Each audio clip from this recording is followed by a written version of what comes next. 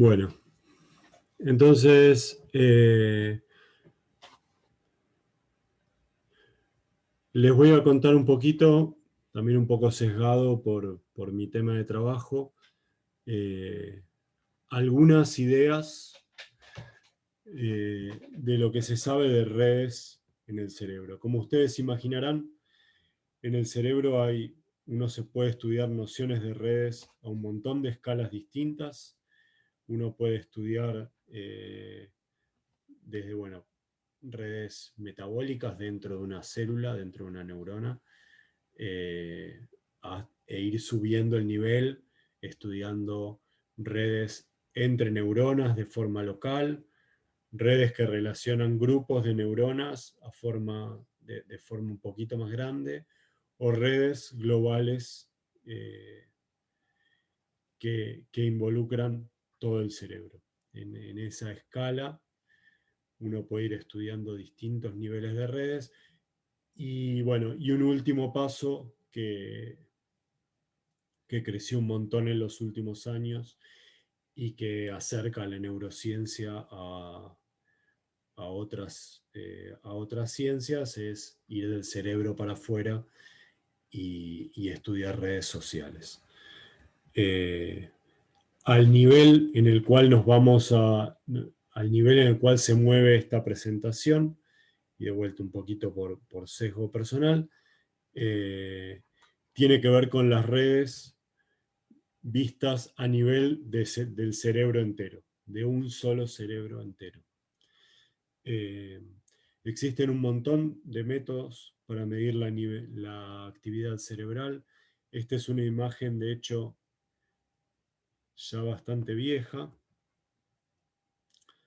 del año 94, que hoy a eso, cada una de estas burbujas es una técnica que está mapeada en la escala en la cual en la cual tiene resolución, en la escala espacial y en la escala temporal en la cual tiene resolución. Este grafiquito yo decidí dejar la imagen clásica. Hoy fue cambiando bastante y fueron apareciendo algunas técnicas nuevas, aunque en el fondo la idea es la misma.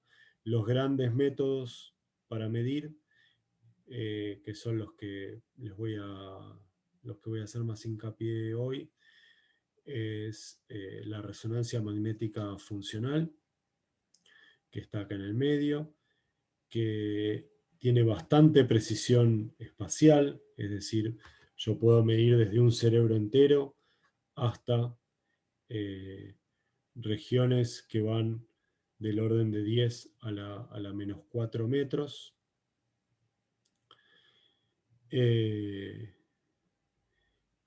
Y se hacen estudios en resonancia magnética que van del orden de segundos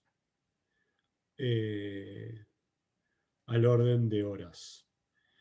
Actualmente esa frontera se movió un poquito y siempre una limitación, que ahora lo vamos a charlar, de la resonancia magnética tenía que ver con la precisión temporal. Hoy en día se mejoró un poquito la precisión temporal y va al orden de cientos de milisegundos. Entonces es una técnica que se usa bastante y que está como en el centro.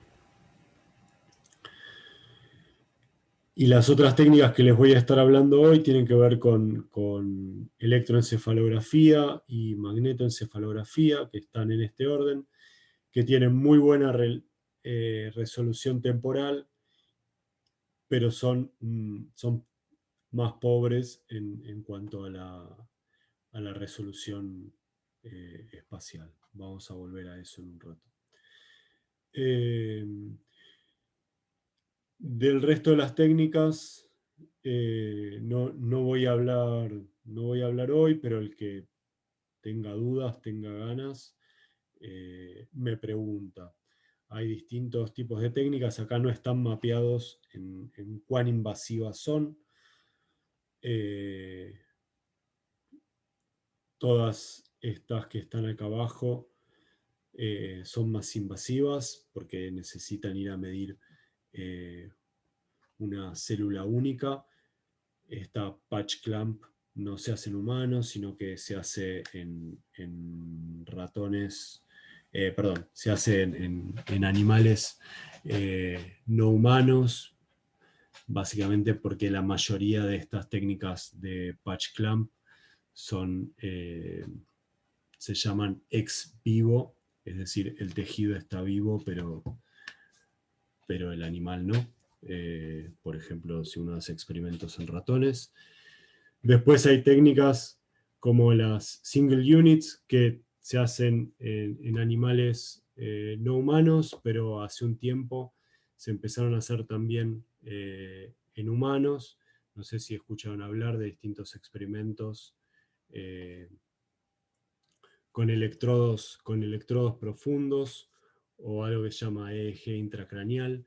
Estos experimentos, uno los presenta en este contexto como experimentos, pero en realidad son intervenciones clínicas eh, que se hacen en situaciones muy particulares, por ejemplo, cuando uno tiene un paciente con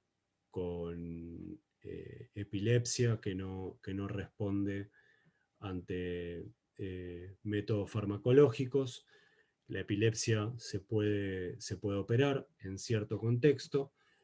Antes de operar a un paciente con epilepsia, la operación para un paciente con epilepsia es detectar el foco de la epilepsia. Podemos también discutir un poquito de eso y remover un pedacito que es el que tiene el foco. Pero antes de hacer esa operación, el paciente se somete a una serie de estudios que tienen que ver con introducir electrodos y ver que la región que van a remover no sea una región, por ejemplo, crítica para el lenguaje. Porque si a la persona le resolvés la epilepsia, pero en ese interín le dañás el lenguaje, no le estás haciendo, no le estás haciendo ningún bien. Entonces, hay un montón de situaciones en donde se realizan estas intervenciones y bueno, eh, se aprovecha también para tomar datos eh, en humanos en células únicas. Entonces, esto que dice single unit se empezó a hacer hace un tiempo. Y después, en el otro extremo, por ejemplo, están lesiones, que es básicamente estudio eh, con distintos tipos de pacientes que tienen lesiones cerebrales. Eh, Otra técnica que quizás escucharon hablar es esta que es PET, que es un poco invasiva, se usa bastante. Eh, Tiene de bueno que permite mapear la distribución de algunas moléculas en el cerebro, pero es invasivo en el sentido de que a uno le tienen que inyectar un radioactivo eh, para poder mapear la distribución de esas moléculas. No es invasivo, pero no es dañino, es decir, se hace de rutina. Uno tiene que hacerlo en situaciones críticas, eh, básicamente porque está exponiendo a la persona a radiación, pero bueno, hay otras situaciones en donde una persona se expone a radiación por motivos clínicos. Y después acá yo les marqué, que también lo dejo para el que tenga ganas, en el último tiempo aparecieron distintos métodos no solo de registro, sino que de estimulación, y en particular muchos de estos métodos también se usan o se pueden usar para mapear la red y para ver cómo una señal se propaga en la red. Estos métodos, eh, el TMS es no invasivo, es magnético y se hace desde afuera. El TMS y el TDCS son externos, es decir, no son invasivos. Y para este Deep Brain Stimulation, ese ya es invasivo y se usa sobre todo para pacientes con Parkinson.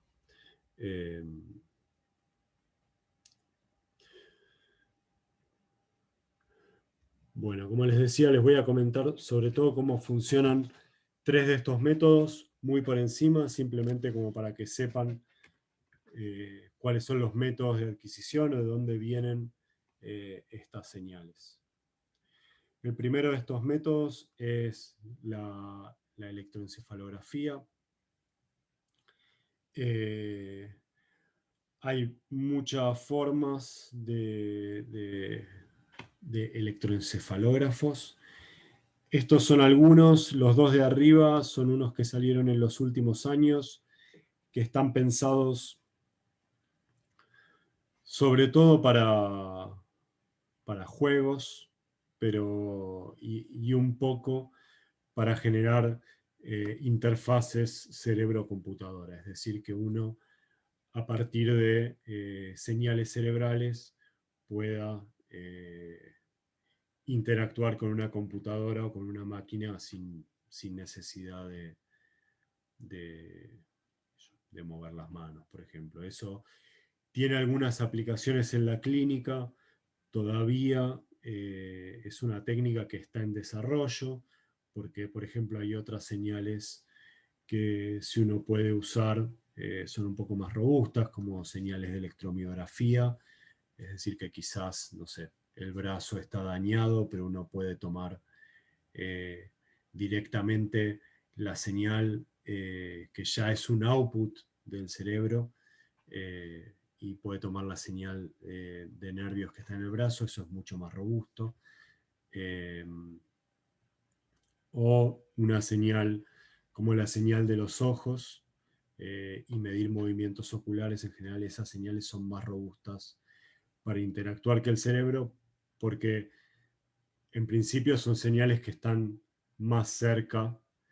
eh, están más cerca del output, es decir, requieren menos procesamiento. Si uno va a mirar directamente en el cerebro, está más en el medio de la computadora y es más difícil interpretar las señales y separarlas del ruido. Entonces, para aplicaciones concretas biomédicas todavía está en desarrollo, pero una forma de desarrollar esto es liberarlo y usarlo también para juegos. Estos son sobre todo los dos de arriba, que además son relativamente baratos. Mientras que estos ejemplos de más abajo son ejemplos que ya se usan en clínica y sobre todo en investigación. La electroencefalografía lo que hace es medir cada uno de estos botoncitos son sensores y lo que hacen es medir el potencial eléctrico sobre la superficie del cerebro. Entonces les cuento mínimamente de dónde viene esto. Si uno tiene una neurona, cuando esta neurona transmite información, se llama de forma electroquímica, básicamente son pulsos eléctricos que corren a través de la neurona y transmisión química en los extremos. También al que le interese podemos discutir un poco más. Cuando estas neuronas son típicamente direccionales, hay un montón de neuronas distintas, pero las que a nosotros nos van a interesar se llaman neuronas piramidales y se encuentran sobre la corteza. El cerebro es esquemáticamente, tiene como dos hemisferios y es como un manto que está sobre los dos hemisferios. Ese manto se llama corteza y dentro de ese manto están todas las regiones que se llaman subcorticales. El eje mide actividad que es superficial y actividad que viene sobre todo de la corteza. Entonces, por ahora nos va a interesar describir la corteza. En esa corteza, uno lo que tiene es un montón de esta corteza está organizada en forma de capa, y en esa capa uno tiene distintos layers de estas neuronas que se llaman piramidales, que están ordenadas de forma vertical. Esta organización vertical hace que cuando muchas de estas neuronas se activen al mismo tiempo o transmitan información al mismo tiempo, uno termine teniendo algún campo eléctrico resultante. Mientras que si la organización fuese totalmente aleatoria, estos vectorcitos de campo se estarían cancelando. Entonces, si uno tiene esta actividad y este campo eléctrico, lo que va a tener es una diferencia de potencial sobre la superficie de la cabeza, bastante pequeña, pero medible. Entonces, resumiendo, lo que uno está midiendo con el EEG es la actividad simultánea de un montón de neuronas en una región del cerebro, filtrada o disminuida por las distintas capas que separan el cerebro con el exterior. Por ejemplo, entre el cerebro y el cráneo está el líquido, lo que se llama el líquido cefalorraquídeo, que es el líquido que recubre el cerebro. Después voy a tener el cráneo, y por encima del cráneo voy a tener el cuero cabelludo. Todo eso hace que la señal, que originalmente era bastante local, difunda sobre cada una de estas superficies y también se vea apantallada. Entonces la señal que yo voy a medir afuera es una señal que está como más desparramada, que está menos localizada en el espacio y también disminuida en amplitud. Con todos esos peros, uno puede medir de forma muy robusta esa actividad y además muy simple. Uno se pone este casquito que depende del casquito, puede llevarle estos que llegan a tener hasta 128 electrodos. Quizás lleva un tiempo de preparación de entre 15 y 20 minutos porque hay que poner el gorro y hay que colocar todos los electrodos. Pero hay otro sistema que en particular es un muy buen equipo, pero hay otros sistemas como estos que están diseñados para juegos, que directamente uno humedece un poco estas que están acá, que son como esponjitas, y se lo pone y está midiendo a los 2 minutos. O sistemas como este, que se usa bastante en chicos, que también es una red, tipo bolsa de papas, que tiene todos los electrodos, que son esponjitas, se humedece, se saca, se pone en la cabeza y uno ya está midiendo. Entonces, y no es tan incómodo. Entonces, tiene de bueno de que es bastante portable, es fácil de poner, y vamos a ver que es mucho más barato que las otras técnicas. Es muy poco invasivo, bueno, no es invasivo, no es invasivo, pero además es muy poco molesto, eh, y es mucho más barato. Y genera señales que son muy robustas, con más ruido, con menos localización espacial, pero igualmente muy robustas. Entonces, este es un ejemplo del tipo de señal que uno ve en el electroencefalograma. En particular, esta señal es bastante limpia, pero si uno lo mira, cada una de estas rayitas, cada una de estas rayitas es uno de estos electrodos. Acá tengo una red de 32 electrodos, y estas redes, como les decía, llegan hasta tener hasta 128 o 256 electrodos. Y por ejemplo, hay distintas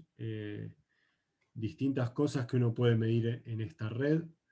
En principio, si ustedes se fijan en un solo electrodo, van a ver que hay como distintas componentes de frecuencias características y esto es lo que quizás ustedes escucharon hablar como, no sé, las ondas alfa, que aparecen a veces, que aparecen en meditación, y también todas estas ondas, no sé si alguna vez hicieron una polisomnografía o medir EEG durante el sueño, son bastante características de distintos estadios del sueño. Otro tipo de análisis es bastante característico, que quizás ustedes escucharon hablar, como ERP o potenciales evocados. Uno presenta un estímulo, por ejemplo, si uno quiere estudiar la respuesta a caras, presenta caras cada cierto tiempo, después corta la señal cada vez que uno presenta una cara, promedia la respuesta ante todas las caras y obtiene esto que se llaman potenciales evocados.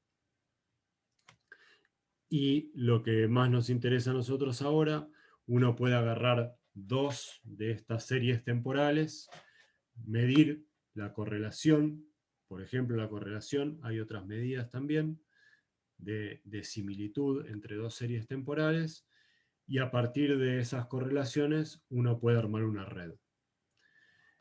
Esta red lo que va a tener es, cada nodo va a corresponder a un electrodo, y el link entre esos electrodos va a depender, por ejemplo, de la correlación entre dos electrodos. Uno se puede construir una red a partir de la señal de EEG y estudiarla. Hay otra señal que está un poco emparentada con el EEG, que se llama magnetoencefalografía. En este caso, en vez de medir la señal eléctrica, lo que voy a medir es la señal magnética. Esto que yo les contaba, de que se activa una neurona y hace pasar corriente eléctrica de una punta a la otra. Esa corriente eléctrica que pasa termina cerrando el circuito por el medio extracelular. Y esas corrientes que se cierran por el medio extracelular generan campo magnético. Siempre, quizás para los que vienen de física es una trivialidad, pero siempre que tengo estas corrientes de campo eléctrico voy a tener campo magnético. Entonces, algo que uno puede hacer es decir, bueno, en vez de medir el potencial eléctrico, que yo sé que es muy susceptible a ser apantallado por las distintas capas de líquido cefalorraquídeo, cráneo, etc. Y además es muy susceptible a ruido eléctrico ambiente, es muy susceptible a, por ejemplo, ruido que tiene que ver con actividad motora o con actividad cardíaca. En general, cualquier otra actividad eléctrica que uno tenga encima, midamos el campo magnético. El problema que tiene medir campo magnético es que en general es mucho más chiquito y se necesita ya otra tecnología. Entonces, algo que se desarrolló ya hace, no sé, 30 años o más, en realidad ya, no sé, 40, es lo que se llama la magnetoencefalografía. Lo que hace la magnetoencefalografía es medir esos campos magnéticos que se generan por las corrientes en el cerebro, por lo que en el fondo está midiendo el mismo proceso y va a ser una señal parecida, pero muchísimo más limpia, más localizada, con la misma definición temporal, pero con mucha mejor calidad de señal y localización espacial. La idea, muy brevemente, es medir estos gradientes de campo magnético. Si uno mira, para medir este campo magnético, lo que uno usa es una espira, por la cual si el campo magnético atraviesa esa espira, se genera una corriente sobre la espira, y esa corriente es la que uno puede medir. Para poder medir eso, típicamente se usan superconductores, lo cual requiere mantener el material superconductor frío, y toda esta cosa que está acá arriba es simplemente el sistema para mantener esos superconductores enfriados. Entonces, es un equipo que es mucho más caro, que es mucho más incómodo, porque uno no puede ponerse la gorra y moverse y mirar la computadora, etcétera, sino que tiene que estar ahí quieto con la cabeza metida en el equipo, y además tiene un costo mucho más alto de mantenimiento. Un electroencefalograma prácticamente no tiene mantenimiento, cada tanto se rompe algún electrodo, mientras que este equipo hay que estar todo el tiempo renovándole el helio para mantener el frío. Lo otro que tiene de bueno, a ver si tengo el gráfico, no tengo el gráfico, lo otro que tiene de bueno el magnetoencefalograma, y que es complementario al EEG, es que uno puede medir el campo en distintas direcciones. Por ejemplo, ustedes habrán visto algún cerebro alguna vez, algún dibujo de cerebro, están lo que se llaman los surcos. Cuando yo tengo dentro del surco, la dirección, las neuronas van en esta dirección. Entonces, si yo pongo un electrodo acá arriba, no puedo medir el campo, el potencial que generan esas neuronas que están más profundas y en dirección perpendicular. El campo magnético me permite orientar de distinta forma estas espiras para obtener mediciones de campo magnético del cerebro, por ejemplo, dentro de los surcos. No vamos a ir más en detalle. Si alguno tiene alguna pregunta, me la hace. Si alguno tiene alguna pregunta, me puede hacer ahora. Sí, ahí vi que no la había visto en el chat. Sí, las neuronas suelen estar sobre la corteza, no en todas las estructuras, pero sobre la corteza las neuronas están alineadas, lo cual facilita un montón. No en todas las estructuras, hay estructuras subcorticales donde las neuronas no están alineadas. En la estructura de corteza, quizás alguno vio, bueno, no sé, después les puedo mostrar algunas imágenes. En la estructura de la corteza, hay neuronas excitatorias, que son estas neuronas piramidales, que suelen estar alineadas perpendicular a la corteza.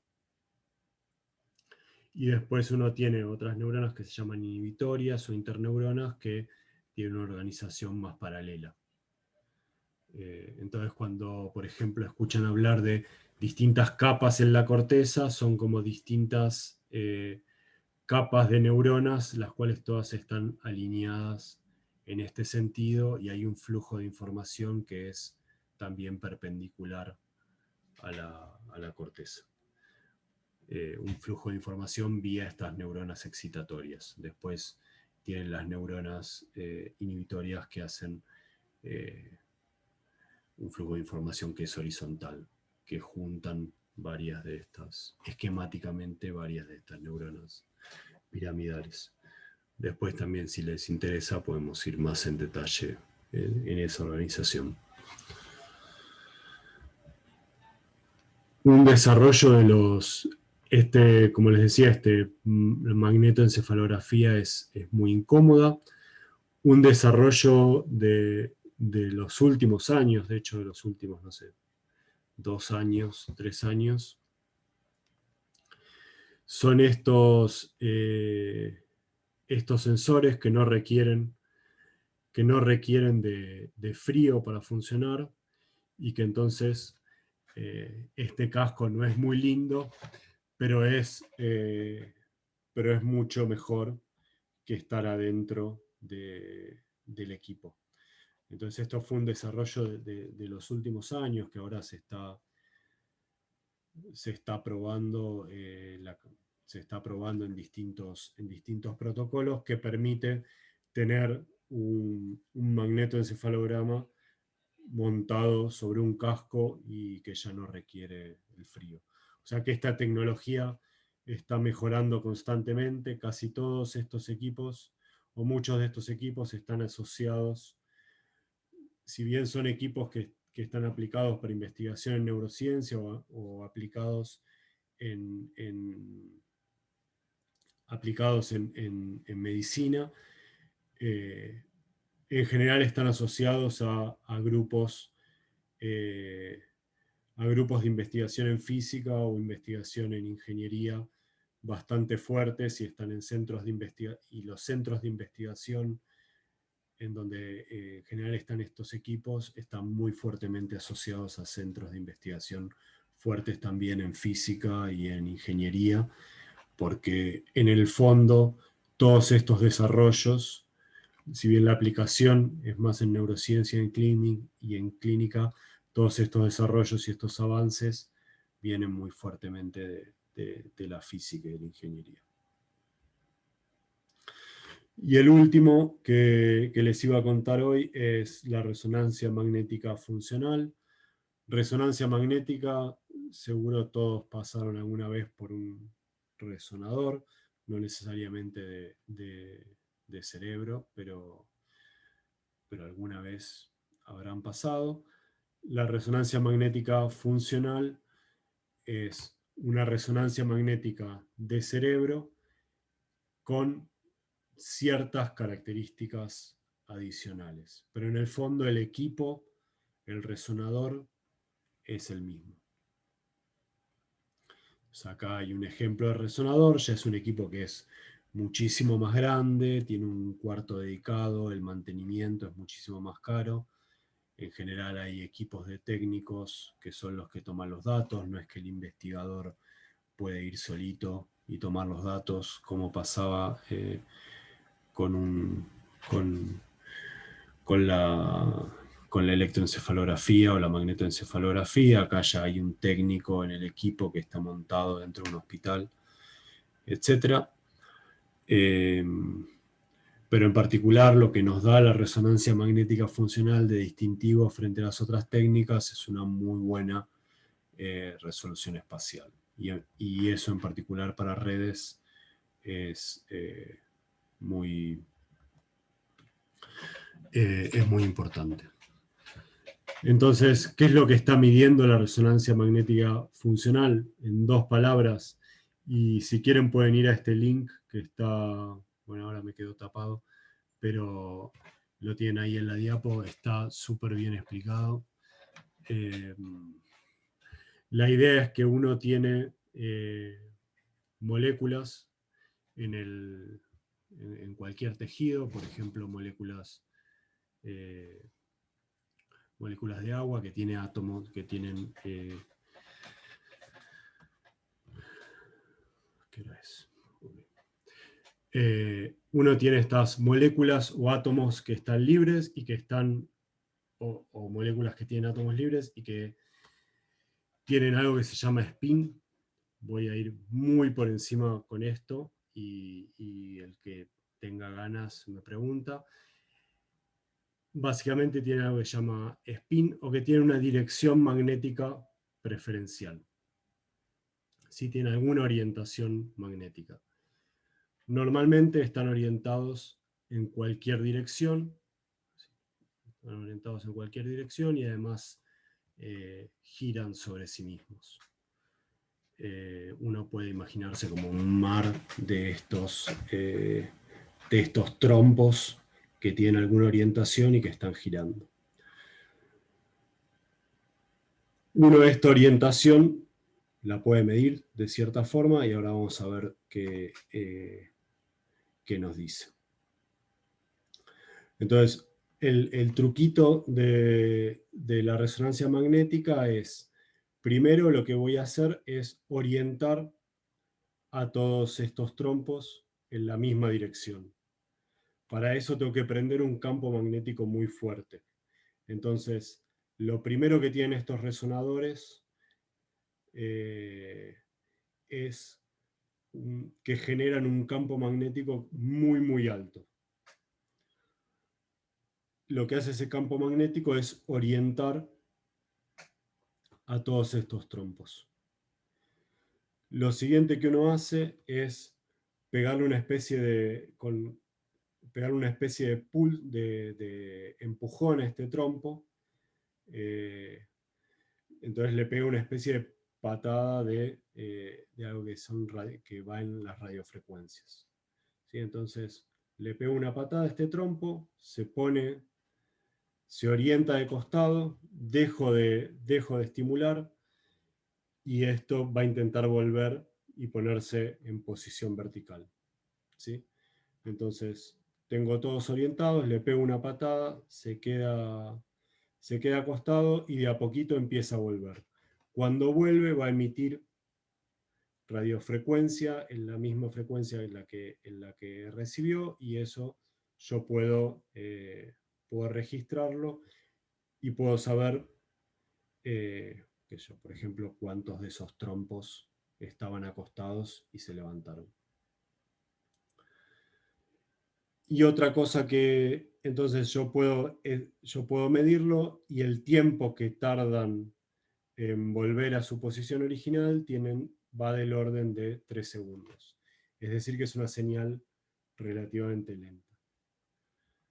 Lo otro que uno mide es que cuando uno los orientó de forma vertical, estos trompos quedaron como girando sobre sí mismos. Cuando uno le pega la patada, quedan todos acostados y en la misma dirección, porque esta patada fue en una única dirección. Cuando va volviendo a levantarse, pueden imaginarse que vuelve a levantarse el trompo, empieza de vuelta a girar sobre sí mismo. Entonces, cuando yo lo acosté, tenía una componente en esta dirección muy alta del campo magnético, y cuando empezó a subirse, estas flechitas pasan a estar orientadas en cualquier dirección, y la componente del campo magnético en el eje horizontal, la componente resultante que yo mido, empieza a desaparecer, a ir a cero. Entonces, este tiempo de caída también se puede medir, y es de un orden mucho más corto, es del orden de 60 segundos. Y esta de acá es la señal que uno típicamente va a usar en el resonador. Entonces, el resonador se compone de un imán gigante que lo que hace es orientar a todos los espines, y después unas bobinas que están en la dirección X e Y, que lo que hacen es pegarles pataditas y registrar la señal que devuelven esas pataditas. Lo que a mí me interesa remarcarles de todo esto son dos cosas. Por un lado, la necesidad de generar un campo magnético muy grande que hace que, por ejemplo, el equipamiento que tiene que estar ahí tenga que ser no magnético. Si uno se va a hacer una resonancia, le hacen sacar cualquier cosa metálica que uno tenga, porque si no, el imán este gigante la va a chupar con mucha fuerza, y es bastante peligroso. Y lo siguiente es esta mecánica de tener que dar pataditas y registrar, dar pataditas y registrar.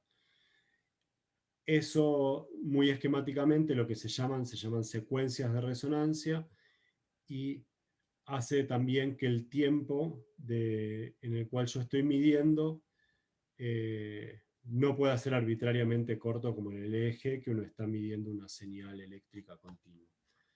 Entonces, uno tiene la restricción, tanto en el tiempo como en el espacio, que tiene que ir a dar una patada y volver, a dar otra patada y volver, y lo que va haciendo es generar gradientes de dar una patada en una frecuencia, dar otra patada en una frecuencia un poquito distinta, e ir registrando. Eso hace que toda la secuencia de registro sea bastante lenta y además no sea sincrónica. Entonces,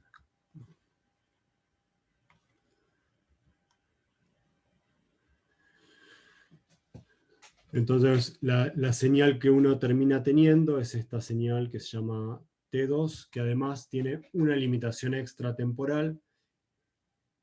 Perdón, me olvidé de decirles algo. Entonces, esto lo que hace el resonador entonces es medir cambios en la orientación de los espines.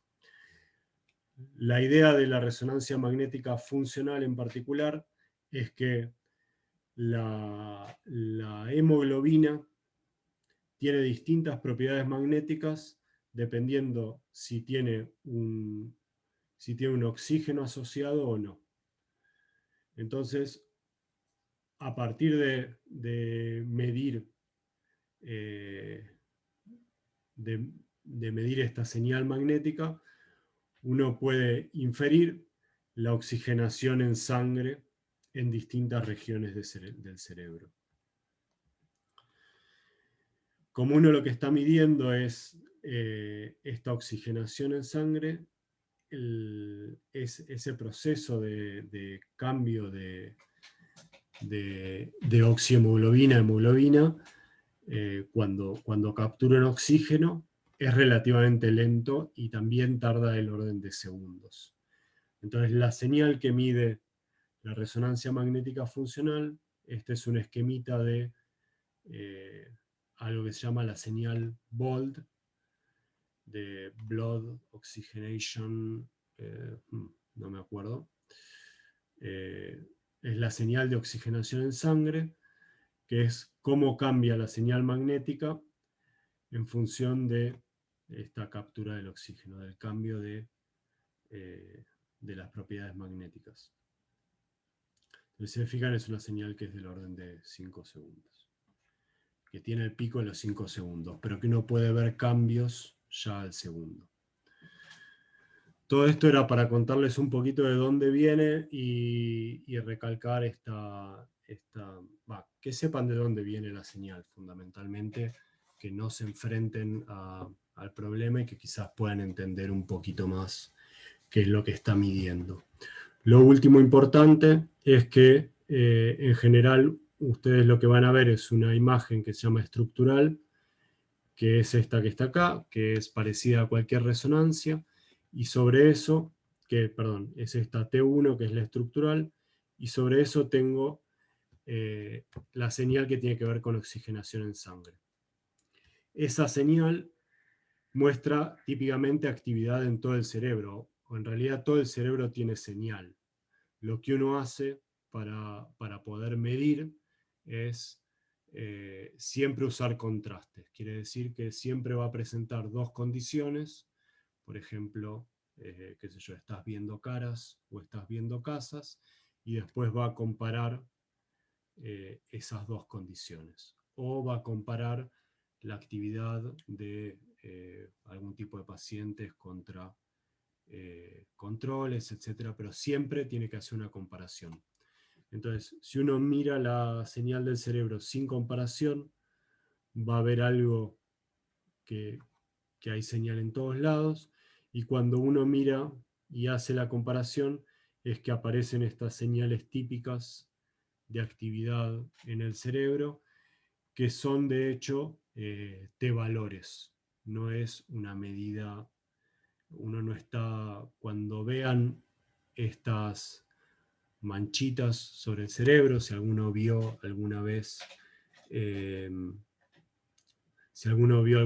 algún resultado de resonancia magnética o en alguna publicación de divulgación, lo que está viendo no es que este es el único área que se activa, sino que este área se activa significativamente en una condición frente a otra. Pero está activo todo. Entonces, estos de acá son T-valores que están corregidos también por comparaciones múltiples, que es algo que vamos a charlar dentro de 2 clases. Bueno, más allá de esta forma de ver los datos, otra forma de ver los datos, parecido a lo que comentábamos con el eje, es que uno puede agarrar regiones del cerebro y mirar cómo correlaciona esta serie temporal entre dos regiones del cerebro. Entonces, uno, por ejemplo, acá estoy graficando la señal de 3 regiones del cerebro y puedo agarrar entre 2 de ellas, mirar la correlación y dependiendo de la correlación poner o no un link y entonces construirme una red de todo el cerebro. En este caso tiene de bueno de que estoy viendo no solo mayor definición espacial, sino que además estoy viendo estas de acá que se llaman estructuras subcorticales, que con el eje solo podía ver lo que pasaba afuera. Entonces, hasta ahí un pequeño pantallazo súper rápido de lo que son algunas técnicas de medición en el cerebro. Lo que viene ahora, y les propongo que ahora hagamos una pausa de 5 minutos, son distintos casos de estudio de cómo esta noción de redes se aplica o sirve para interpretar qué está pasando en el cerebro. Así que hacemos una mini pausa de 5 minutos y seguimos. ¿Alguna duda hasta acá? Bueno, solo de curiosidad, el primer método de todos donde teníamos las fotos que son los menos complejos de esos, Sí. ¿hay alguno que sea relativamente económico, relativamente accesible? Sí, sí, Funciones. sí. Relativamente económico, o sea, la escala de costos de estos, por ejemplo, este que está acá, que tiene 14 electrodos, está diseñado más que nada para juegos y debe estar en los, no sé, $1000. Estos equipos de acá abajo ya están más o menos en los entre 50, $80.000, una cosa así. Estos equipos de acá abajo ya tienen 128 electrodos y una calidad mucho más grande. En el medio hay otros equipos, pero el rango empieza en $1000 y empieza a subir. Después, este que está acá, que la verdad que yo lo probé, tenemos algunos en el laboratorio, tiene un solo electrodo y es bastante limitado. Creo que debe estar $100, pero no sé, no lo recomendaría. Después, para que se den una idea, cuando ya saltan a equipos de MEG cuando yo digo que esto es barato, cuando saltan equipos de MEG o de resonancia magnética, ya saltas a los millones.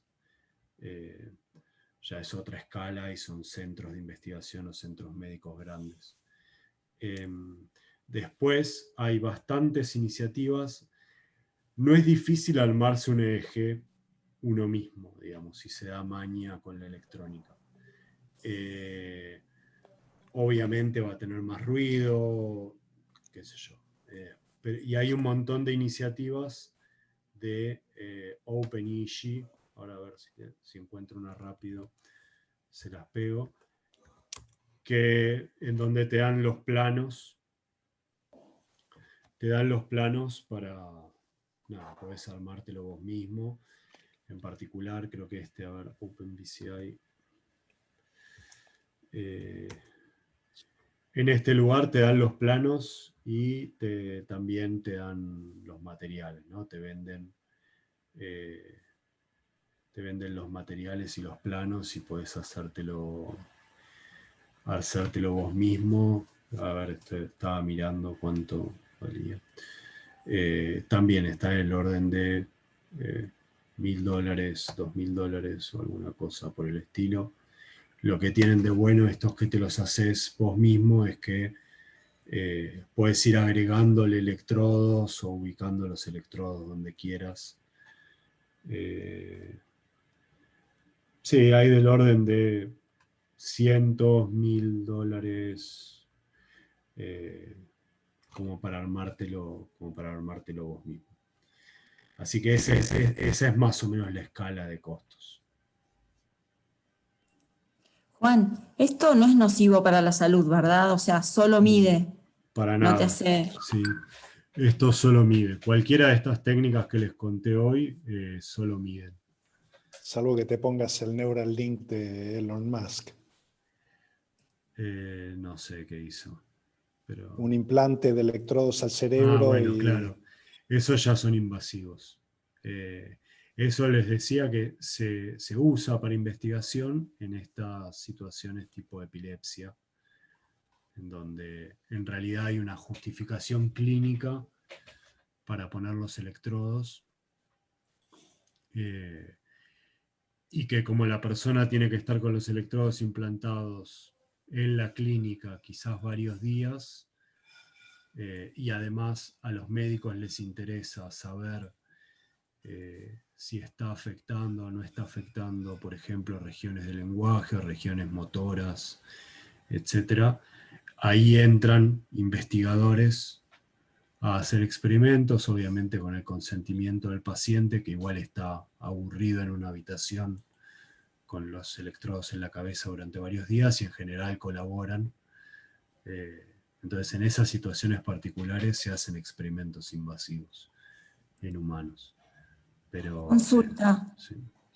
¿Tanto la epilepsia como el Parkinson son siempre en la misma zona del cerebro? No. O sea que no se sabe tampoco eso. No, el Parkinson sí está más localizado y estos implantes, cuando yo hablaba de los implantes en Parkinson, no son para medir, sino que son para estimular. A ver si hay un videíto que está bastante bueno, bastante claro. Son para estimular y lo que hace es un implante que va a algo que se llama ganglios de la base, que es la región que falla típicamente en Parkinson, y lo que le pasa es que cuando uno está por tener estas decaídas, el electrodo lo que hace es dar como una patada en una frecuencia típica, que tiene que ir ajustándose para cada paciente, y esa región vuelve a activarse y no se deprime. Entonces evitas esas recaídas. Pero obviamente es una operación, son electrodos implantados y se hace solo en la situación en donde la persona no responde a la farmacología, por ejemplo. Vendría a ser como una especie de marcapasos que uno tiene implantado.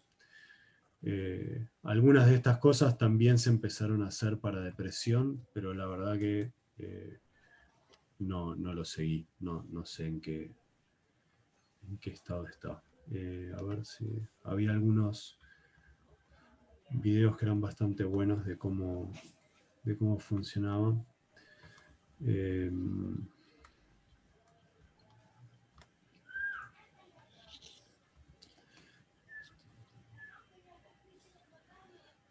Por ejemplo, pueden buscar otros, pero